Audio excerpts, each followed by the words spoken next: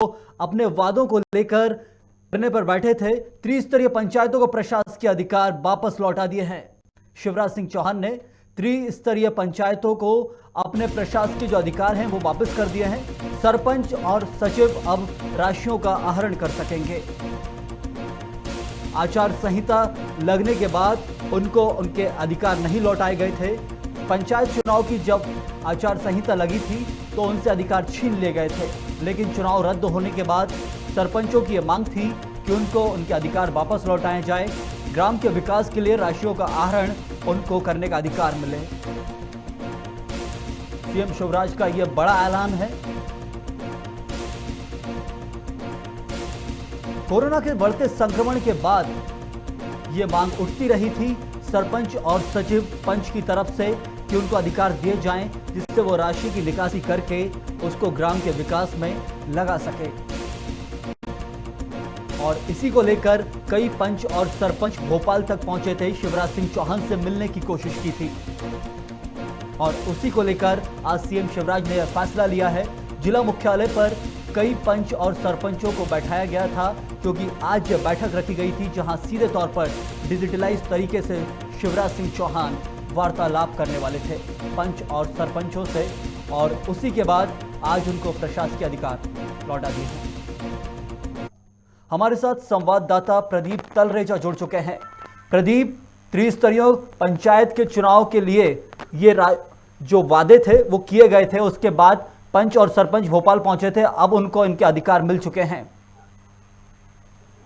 जी देखिए, बिल्कुल कुछ समय पूर्व ही मध्य प्रदेश के अंदर पंचायत चुनाव होने थे, जो कुछ विसंगतियों को लेकर, आरक्षण के मुद्दे जैसी चीजों को लेकर के उन्हें रद्द कर दिया गया था, जिसके बाद से ही अब सरपंच और पंच वगैरह जो है वो भोपाल पहुंचे थे। और कई जो वरिष्ठ अधिकारी थे या जो जनप्रतिनिधि थे उनसे मुलाकात की थी। और जो ये पूरा जो ये राशियां थी उनको आखिर अपने ही हाथ में रखने की मांग उन्होंने की थी, जिसको लेकर के ये कहा गया था कि बहुत जल्दी ये इन पर कोई बड़ी बैठक की जाएगी, जल्दी ही इस पर कोई बड़ा निष्कर्ष निकल के आएगा।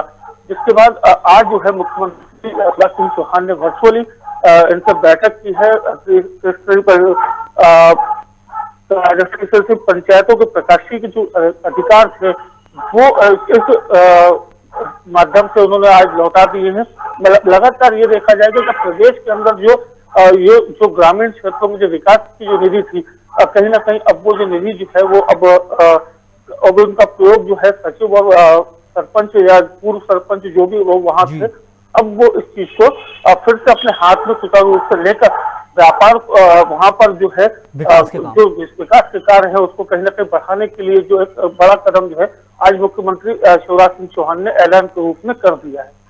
बहुत दिनों से ये मांग थी, कई बार पंच और सरपंचों के दौरे भी हुए हैं भोपाल में शिवराज सिंह चौहान से मिलने के लिए, इसी फैसले के लिए जो आज शिवराज ने लिया है। जी प्रदीप। देखिए, बिल्कुल कई जो सरपंच थे, जनपद थे और जिला पंचायत के प्रतिनिधि थे, ये कई बार जो है मुलाकात भी कर चुके हैं मुख्यमंत्री शिवराज सिंह चौहान के सामने भी। वो यहाँ पर पहुंचे तो लगभग एक बड़ी जो मांग थी उनकी कि जब तक पंचायत चुनाव के लिए कोई पूरी संगतियों से जो अभी तक जो देखा जाता है आरक्षण के मुद्दे को लेकर के यह पूरी चल रही थी। ऐसे में पंचायत चुनाव का जाना कहीं ना कहीं उन लोगों के लिए भी, उन जनप्रतिनिधियों के लिए भी हितकर था जो जनता के विकास कार्य करना चाह रहे थे। ऐसे में अभी तक ये देखा गया था जो ये विशेषाधिकार जो था वो सिर्फ प्रशासनिक अधिकारियों के पास था। आज जिस प्रकार से मुख्यमंत्री ने घोषणा की है, घोषणा करते ही अब जो है ये पूरे पावर जो है सब उनके पास हो जाएंगे। इसका सीधा जो फायदा जो ग्रामीण की जनता को मिलेगा, साथ साथ जो क्राइसिस कमेटी के जो मैनेजमेंट ग्रुप जो बनते हैं उसमें भी कहीं ना कहीं जनपद पंचायत और सरपंच की भी भूमिका जरूर होती थी। अब इस प्रकार के फिर से जो उनको जो विशेषाधिकार उन्होंने फिर से उनको दे दिया, जो प्रशासकीय अधिकार जो उनको दे दिया है, तो कहीं ना कहीं जो अब तीसरी लहर की जो बात है, तीसरी लहर के लिए भी कहीं ना कहीं तैयार होने की जो बात है वो भी उन्होंने कर दी गई है। साथ साथ कोरोना के जो तीसरी लहर के नियंत्रण के लिए जो राशि आवंटित की जाएगी या वहां पर जिस प्रकार से काम किए जाएंगे उसको भी लेकर के कहीं ना कहीं ये इस फैसले को जोड़ के देखा जा सकता है, क्योंकि प्रदेश में तीसरी लहर की आहट लगभग देखी जा रही है। दूसरी लहर के दौरान भी पंचायतों ने जागरूकता अभियान चलाए थे, उसमें भी कुछ ना कुछ राशि का इस्तेमाल होता है और तीसरी लहर का दौर चल रहा था और इस समय उनके पास ये अधिकार नहीं थे, लेकिन अभी अधिकार मिल गए हैं तो ये कयास लगाए जा सकते हैं कि अब विकास की रफ्तार जो होगी या कोरोना से बचाव की रफ्तार पंचायतों में तेज हो जाएगी। जी प्रदीप। देखिए बिल्कुल, जिस प्रकार से हमने देखा है कि दूसरी लहर की बात हो चाहे पहली लहर की बात हो, लगातार ग्रामीण में जो सरपंच थे, सरपंच पंचायत के जो भी सदस्य थे, चाहे जनपद हो, चाहे सरपंच हो, चाहे जिला पंचायत के सचिव रहे हो, सदस्य रहे हो, कई लोगों ने अपनी भूमिकाएं जो है वो कोरोना काल में दी थी।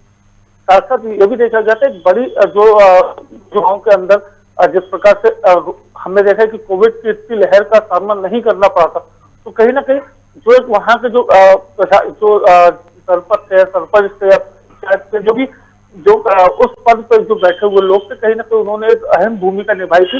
साथ साथ अगर कोई वहां पर इस प्रकार से कोई कोविड में हो रहा था, उसको देखभाल के लिए या उसकी रोकथाम के लिए जिस प्रकार से वो पहली और दूसरी लहर में जो इन जनप्रतिनिधियों ने काम किया, उसकी सराहना भी जो है मुख्यमंत्री शिवराज सिंह चौहान कर चुके हैं। तो ऐसे में अब जिस प्रकार से दोबारा इस प्रकार से उनको विशेषाधिकार को वापस उनको देना, कहीं ना कहीं तीसरी लहर के दौरान भी जो रोकथाम के लेकर के जो चीजें होंगी उसको लेकर बड़ा फैसला जो उनके द्वारा किया गया। अगर हम बात करें तो सिर्फ इस फैसले के अनुसार सिर्फ विकास कार्य ही नहीं है, इसके अलावा जैसे टीकाकरण अभियान है, टीकाकरण में जो लोग छूट गए उनको टीकाकरण में वैसे वापस उनको टीका लगवाना है जी, वो चीजें रहेंगी। साथ साथ 15 से 18 वर्ष के जो बच्चे हैं जो उन क्षेत्रों में रह रहे हैं, वहां पर भी टीकाकरण का काम सुचारू रूप से चल सके, लोगों को ज्यादा से ज्यादा जो सरकार की योजनाएं हैं उसका लाभ वहां मिल सके, उसको लेकर के पूरी चीजों को लेकर जोड़ा जा रहा है। एक चीज और देखने में आई थी कि पंच और सरपंचों ने ये आंदोलन की चेतावनी दी थी शिवराज सिंह चौहान को, क्योंकि राशियों का आहरण यदि उनको अधिकार नहीं दिए गए तो आंदोलन की चेतावनी उनकी तरफ से दी गई थी। अब इससे पूरी तरह से मामला साफ हो गया माना जाए। देखिए बिल्कुल, जिस प्रकार से उन्होंने जो एक आंदोलन की जो उन्होंने बात कही थी, लगातार ये देखा जा रहा था जो प्रशासनिक अधिकारी थे, प्रशासनिक अधिकारियों को ये जानकारी अब संपूर्ण रूप से नहीं हो पाती थी कि कौन से क्षेत्र में कौन सा विकास कार्य जो है वो अवरुद्ध हो रहा है, या जिस विकास कार्य को सरपंच है या पंच है तो वो करवा रहे हैं, तो कहीं ना कहीं वो कार्य भी लंबित हो रहे थे। तो जिस प्रकार से इन कार्यों को लंबित होना कहीं ना कहीं आम जनता के लिए कहीं दुख का कारण भी बन रहा था जी। ऐसे में जिस प्रकार से अब राशियों का आहरण करने के लिए जो दायित्व फिर से पूर्व सरपंचों को दे दिया गया है, पूर्व पंचों को दे दिया गया है, तो उससे कहीं ना कहीं बड़ी राहत जो है वो अब जो है वो उन प्रतिनिधियों को भी मिलेगी। साथ साथ जो कार्य है वो भी समग्र तरीके से हो पाएंगे। ये बड़ी चीज जो है ये इस फैसले के बाद देखने में आएगी। जरूर प्रदीप, मुख्यमंत्री शिवराज सिंह चौहान ने अधिकार पंच और सरपंचों को लौटा दिए हैं राशियों के आहरण को लेकर। शुक्रिया आपका। अब बढ़ेंगे अगली खबर की तरफ, जो है बीजेपी प्रदेश अध्यक्ष ने प्रियंका गांधी को जवाब दिया है। मध्य प्रदेश के प्रदेश अध्यक्ष बीडी शर्मा ने प्रियंका गांधी को करारा जवाब देते हुए कहा है कि लड़की हूं लड़ सकती हूं के बदले में एक नए नारे के साथ कह दिया है कि बेटी हूं पढ़ सकती हूं। यह नया नारा बीडी शर्मा ने दिया है। प्रियंका गांधी का जो नारा था पूरे यूपी में दौड़ रहा था, लड़की हूं लड़ सकती हूं, इसी को लेकर अब बीडी शर्मा का यह नारा दिया गया है, बेटी हूं पढ़ सकती हूं। उन्होंने इसको एकदम खिलाफत में बताया है कि लड़की लड़ने के लिए नहीं होती, पढ़ने के लिए होती है। मध्य प्रदेश के बीजेपी अध्यक्ष बीडी शर्मा का प्रियंका गांधी को सीधा जवाब, लड़की हूं लड़ सकती हूं के खिलाफ बेटी हूं पढ़ सकती हूं। एक नारा जो प्रदेश में आने वाले चुनाव के लिए सरगर्मियां पैदा करेगा। ना सिर्फ जो यूपी में नारा चला था वो एमपी में चलने वाला था, साथ ही साथ मकर संक्रांति पर कांग्रेस ने इसकी शुरुआत भी की थी और अब उसी का जवाब बीजेपी को देना था। और इस नारे के साथ अब 2023 तक आपको ये नारा आपके कान में सुनाई देने वाला है, बेटी हूं पढ़ सकती हूं, बीडी शर्मा का ये। और इसी खबर पर विस्तृत जानकारी के लिए हमारे साथ संवाददाता विवेक शर्मा जुड़ चुके हैं। विवेक, सीधा जवाब प्रियंका गांधी के खिलाफ बीडी शर्मा ने दे दिया है, लड़की हूं लड़ सकती हूं, बेटी हूं पढ़ सकती हूं। जी विवेक।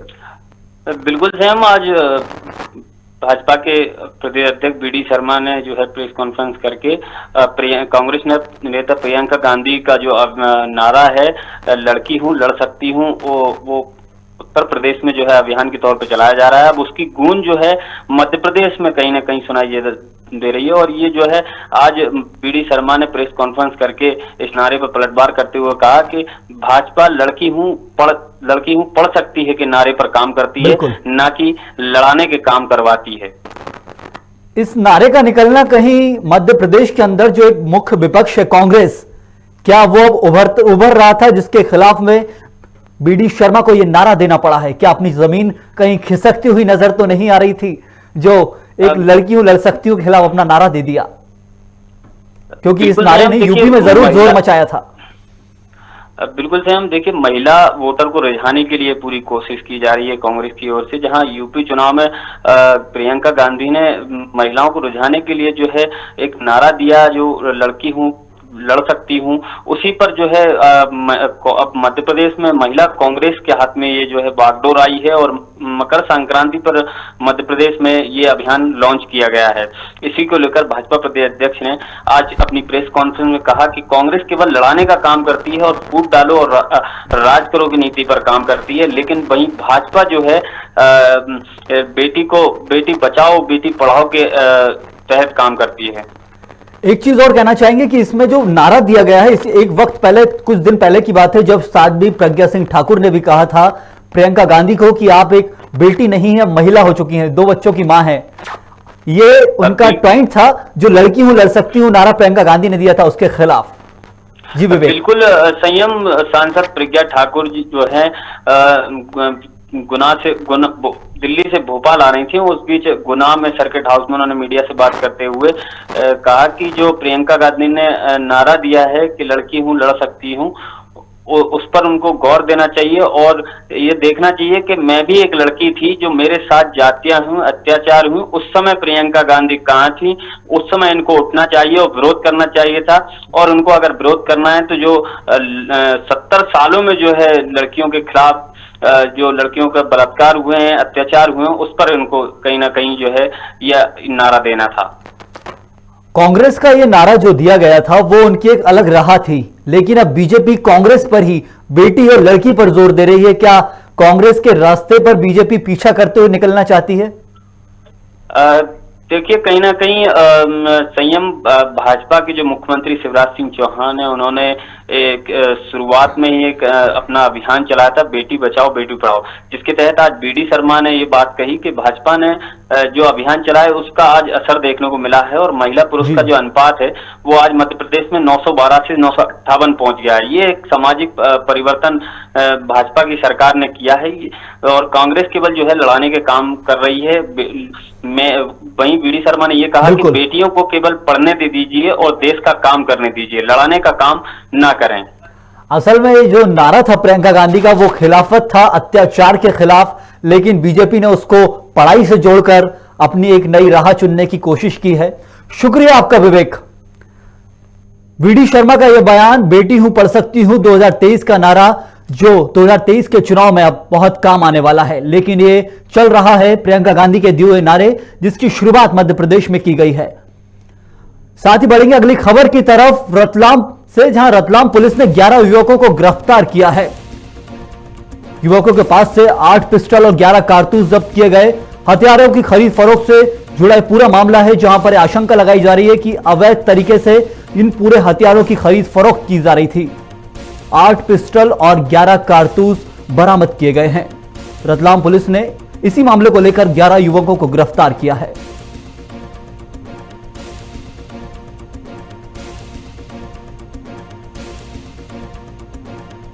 अवैध तरीके से हथियारों की खरीद फरोख्त करते कुछ लोगों को रतलाम पुलिस ने पकड़ा है, जिनके पास से 8 पिस्टल और 11 कारतूस जब्त किए गए हैं। भारी मात्रा में यह पूरा बारूद, असले का पूरा सामान जब्त किया है। और इसी पर जानकारी के लिए हमारे साथ संवाददाता यशवंत सिंह जुड़ चुके हैं। यशवंत, रतलाम में 11 युवकों की गिरफ्तारी और अवैध पिस्टल और बारूद का पूरा मामला क्या है?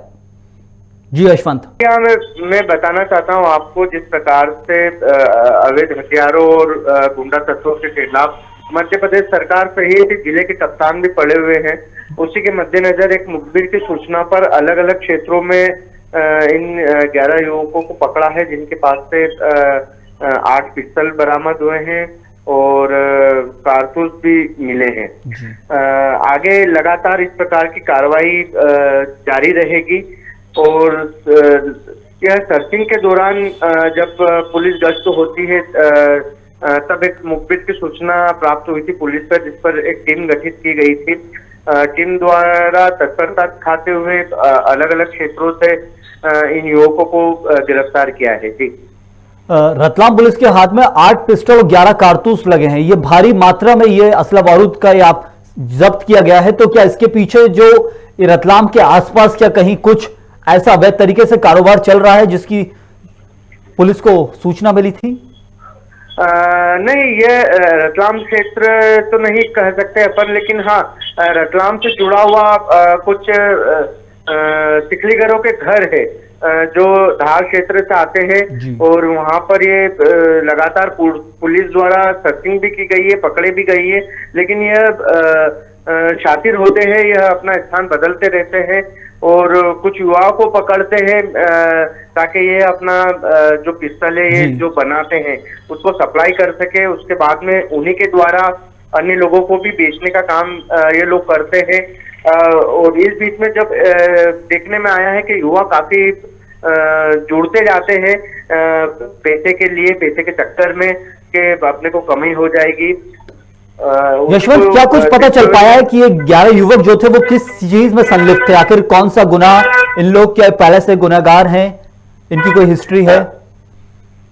इसकी पूरी जांच कर रही है पुलिस और वहीं जब उनके पास से आती है तो जब ये पूछताछ करते हैं, जब आगे से कहां से लाते हैं, कितने में लाते हैं और कहां इनको बेच चुके हैं, यह पूरी जानकारी पुलिस एकत्रित करेगी। उसके बाद आगे जो भी कार्रवाई होगी वह करेगी। क्या इसमें मध्य प्रदेश के अलावा बाहरी राज्य से भी कोई तार जोड़ रहे हैं, आसपास के राज्य से, गुजरात या फिर महाराष्ट्र?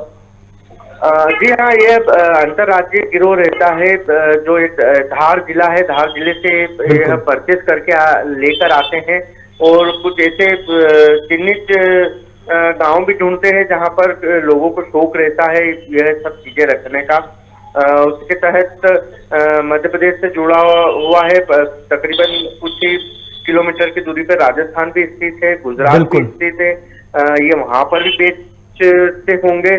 संभवतः पुलिस अब इन 11 युवकों से पूछताछ भी करेगी और आगे जैसे भी जानकारी प्राप्त होगी वैसी कार्रवाई करेगी। जी जरूर यशवंत, 11 युवकों को गिरफ्तारी की गई है, 8 पिस्टल 11 कारतूस जब्त किए गए, कोई बड़ा मामला ही है। बहुत शुक्रिया आपका। रतलाम पुलिस ने 11 युवकों को गिरफ्तार किया, 8 पिस्टल और 11 कारतूस जिनके पास से जब्त किए गए। अवैध तरीके से चलता हुआ बड़ा कारोबार है जिसकी संलिप्तता बाहरी राज्यों से भी लगाई जा रही है। अंतर्राज्यीय पूरा मामला हो सकता है। बहरहाल रतलाम पुलिस इसकी जांच कर रही है। बढ़ेंगे अगली खबर की तरफ जो है ग्वालियर से। ग्वालियर में युवक ने अवैध पिस्टल से आत्महत्या कर ली है। पूर्व डीएसपी की पत्नी पर ब्लैकमेलिंग के आरोप लगाए हैं।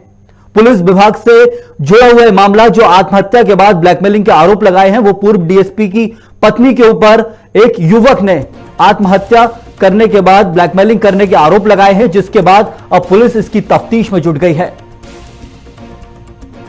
अवैध पिस्टल से युवक ने अपने आप को खत्म कर लिया है और आरोप लगाए हैं पूर्व डीएसपी की पत्नी पर ब्लैकमेलिंग के।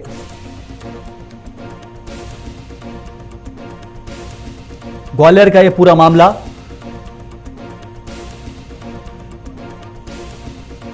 और इसी खबर पर विस्तृत जानकारी के लिए हमारे साथ हेमंत कुमार ग्वालियर से जुड़ चुके हैं। हेमंत, आखिर क्या है पूरा मामला जहां एक युवक ने आत्महत्या करके आरोप डीएसपी की पत्नी पर लगाए हैं? जी बिल्कुल, मैं आपको बताना चाहूंगा कि ये मृतक हैं यतेंद्र सिंह, ये मुरैना के ट्रांसपोर्टर कारोबारी हैं और इन्होंने शुक्रवार को इनके ऊपर मामला दर्ज कराया हुआ था महिला द्वारा, और जिस महिला को पूर्व डीएसपी की पत्नी बताया जा रहा है, और ये हजीरा थाने में ग्वालियर के मामला दर्ज कराया गया था, जिसमें इसके ऊपर छेड़छाड़ और फोटो एडिट करके ब्लैकमेलिंग और 5 लाख रुपए मांगने की बात कही गई थी। जिसके बाद इस व्यक्ति ने अपनी पिस्तौल से खुद को गोली मार ली है और एक सुसाइड नोट भी इसके द्वारा मिला गया, जिसमें पूर्व डीएसपी की पत्नी और डीएसपी पर आरोप लगाए गए हैं। ये डीएसपी से जो संबंधित मामला बता रहे हैं, जो ब्लैकमेलिंग के आरोप आत्महत्या करने के बाद युवक के लगाए गए हैं, क्या ये पूरा मामला ग्वालियर शहर में डीएसपी की जो पोस्टिंग थी लास्ट, वहीं से पूरा जुड़ा हुआ मामला है क्या? नहीं, ये जो पूरा मामला है ये डायरेक्ट तौर पे डीएसपी से तो नहीं जुड़ा हुआ है। डीएसपी की जो पत्नी है उनका ग्वालियर में एक ब्यूटी पार्लर और स्पा सेंटर बताया जा रहा है, और ये जो व्यक्ति है, जो मृतक है, मुरैना का ट्रांसपोर्ट कारोबारी है, अपने थाने में मामले दर्ज कराने के दौरान महिला ने बताया कि उसकी मुलाकात इस युवक से एक समाज सेवी संस्था के द्वारा कार्य करने के दौरान उसकी हुई, क्योंकि इसने अपने आप को भी एक समाज सेवी बताया हुआ था, जिसके दौरान इस युवक का इस महिला के घर पे भी आना जाना बना रहता था। इसी के दौरान इसके चलते इस महिला ने इसके खिलाफ एक मामला दर्ज कराया, जिसके बाद मामला दर्ज होने के बाद ये व्यक्ति ने सुसाइड नोट में अपने आप की बहुत आपत्ति बताई, जिसने मेरे परिवार की और खुद की बहुत बेइज्जती बताई, जिसके चलते इसने अपने आप की सुसाइड कर दी।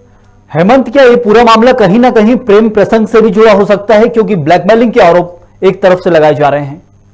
हाँ, इस मामले को हम इससे अछूता तो नहीं कह सकते, क्योंकि इसमें महिला के साथ इस महिला ने स्वीकार किया है कि इस व्यक्ति का इससे घर पे आना जाना था, बाकी मिलना था। बाकी जो मामले भी लगाए जा रहे हैं, महिला ने भी छेड़छाड़ और अश्लील फोटो से जुड़ा हुआ लगाया है, वहीं व्यक्ति ने भी अपनी सामाजिक छवि और अपनी इज्जत को लेकर इसमें अपनी मुख्य भूमिका दिखाई कि इस व्यक्ति के इस महिला द्वारा की हुई झूठी एफआईआर के चलते और पैसों की लालच में 20 लाख रुपए की फिरौती की मांग में, और इसने इस तरह का कदम उठाया है इसमें। और फिलहाल पुलिस मामले में कहां तक पहुंच पाई है? कोई एनी लीड मिल पाई उसको, पुलिस को? जी बिल्कुल, बताना चाहूंगा कि मृतक है मुरैना में, उनकी मृत्यु के बाद लगभग 100-125 लोगों ने मुरैना थाने का घेराव किया, और इस जो पूरे मामले में जो इसका खत मिला है, जो इसका जो लेटर मिला है, वो मुख्य रूप से सबूत की धारा सामने आई, जिसकी वजह से मुरैना पुलिस प्रशासन ने एक मामला दर्ज किया गया है, जिसमें 20 लाख की वसूली के लिए पति पत्नी पर भी मामला दर्ज किया गया है। शुक्रिया आपका हेमंत। ब्लैकमेलिंग के आरोप लगाए गए हैं पूर्व डीएसपी की पत्नी पर। युवक ने अवैध पिस्टल से आत्महत्या कर ली है। डीएसपी की पत्नी का ब्यूटी पार्लर था। बताया यह भी जा रहा है कि युवक और कहीं ना कहीं डीएसपी की पत्नी का जो था आमने सामने आना जाना था डीएसपी की पत्नी के घर पर युवक का, और उसी के बाद अवैध पिस्टल से आत्महत्या के बाद ब्लैकमेलिंग के आरोप डीएसपी की पत्नी पर लगे हैं। बहरहाल पुलिस इस मामले की जांच में जुट गई है। बढ़ेंगे अगली खबर की तरफ, जो है शिवपुरी से। शिवपुरी में आरोपी ने दुष्कर्म के बाद भतीजी का गला घोट दिया है। बच्ची का शव आरोपी ने घर में ही कहीं छुपा के रखा था। पुलिस ने शव बरामद कर आरोपी को गिरफ्तार कर लिया है। शिवपुरी का यह पूरा मामला, जहां दुष्कर्म के बाद भतीजी का गला घोट दिया है आरोपी ने।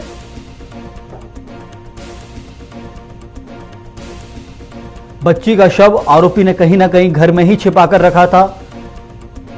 शिवपुरी में दुष्कर्म का यह पूरा का पूरा मामला, जहां आरोपी ने दुष्कर्म के बाद खुद की ही भतीजी का गला घोट दिया।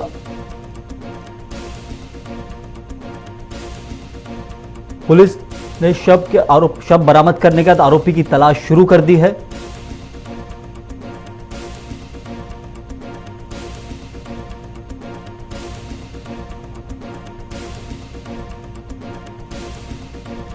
और इसी विषय पर विस्तृत जानकारी के लिए हमारे साथ संवाददाता अनिल श्रीधर जुड़ चुके हैं। अनिल, शिवपुरी में आखिर क्या है यह पूरा मामला, जहां एक बच्ची का गला घोट दिया गया दुष्कर्म के बाद? सर, मैं आपको बता दूं, ये मामला 14 जनवरी संक्रांति के दिन का है जी। ये तेंदुआ थाना अंतर्गत एमरिया गांव में है क्या मामला है। एक 7 वर्षीय बच्ची को उसके दूर के चाचा ने एक अपनी हैवानियत का शिकार बनाया और उसका गला दबा के उसके मौत के घाट उतार दिए। बेहद ही दर्दनाक ये मामला, जहां बच्चियों के खिलाफ हो रहे अपराध को रोकने के लिए शासन आगे आता है, वहां ऐसे शिवपुरी में इतना बड़ा मामला हुआ है। पुलिस आखिर क्या कुछ पता लगा पाई अभी तक?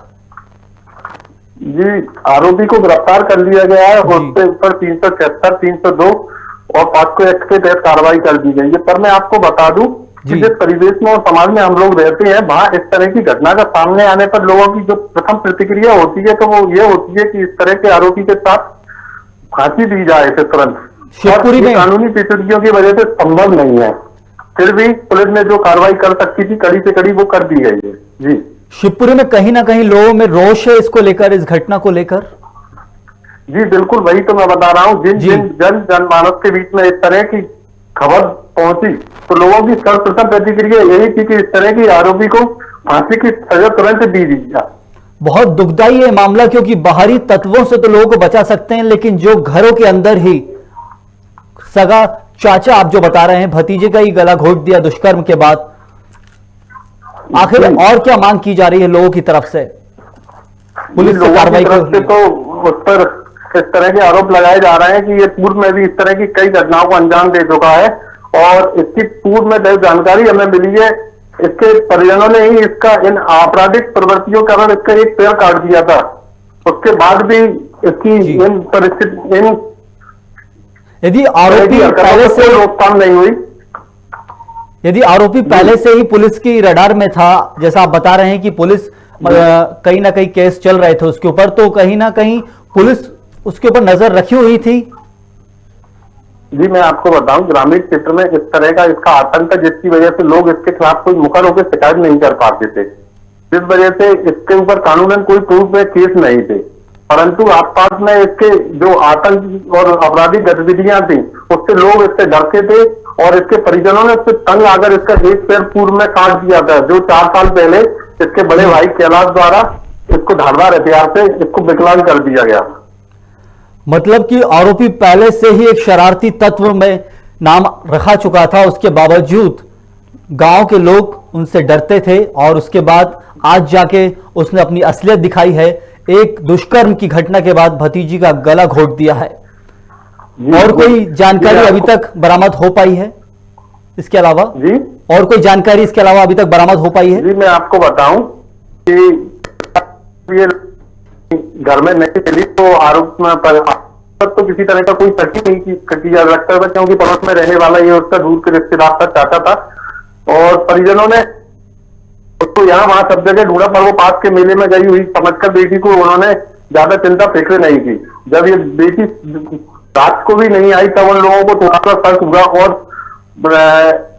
बेटी की दादी ने उस अपने घर में बने हुए गेहूं के एक बर्तन रखने के, वो मिट्टी के बर्तन जो बनाया जाता है ग्रामीण क्षेत्रों में, उसमें से जब अनाज निकालने के लिए हाथ डाला तब उसे इस तरह की एक लगा कि इसके अंदर कोई है। वो घबरा रही, जब पुलिस को सूचना दी गई तो देखा तो उसमें एक बच्ची की अवस्था में मिली है। शुक्रिया आपका अनिल। शिवपुरी का यह पूरा मामला जहां आरोपी ने दुष्कर्म के बाद भतीजी का गला घोट दिया। फिलहाल पुलिस ने आरोपी को गिरफ्तार कर लिया है।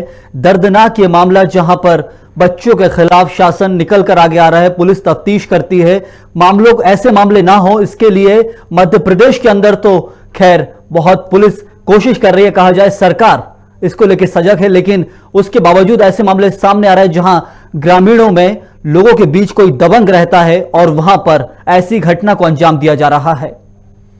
बहरहाल इस बुलेटिन में फिलहाल के लिए इतना ही। खबरों का सिलसिला खबर भारत पर लगातार जारी है। आप बने रहिए खबर भारत के साथ।